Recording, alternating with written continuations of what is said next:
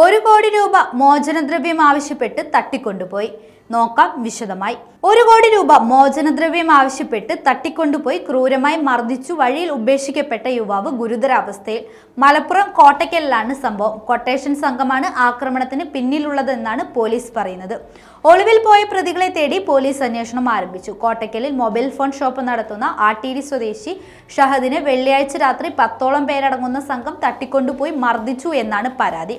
രണ്ടത്താണിയിലെ ആളൊഴിഞ്ഞ വീട്ടിൽ യുവാവിനെ ക്രൂരമായി മർദ്ദനത്തിന് വിധേയമാക്കി ദേശീയപാതയിൽ ഉപേക്ഷിക്കുകയായിരുന്നു. പ്രവാസിയായിരുന്ന ഷഹദ് മാസങ്ങൾക്ക് മുൻപാണ് നാട്ടിലെത്തിയത്.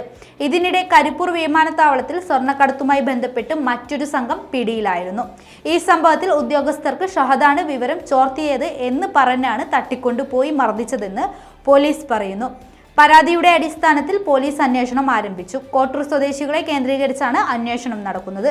അതേസമയം ഷഹദ് കോട്ടയ്ക്കലിലെ സ്വകാര്യ ആശുപത്രിയിൽ തീവ്രപരിചരണ വിഭാഗത്തിൽ ചികിത്സയിലാണ്.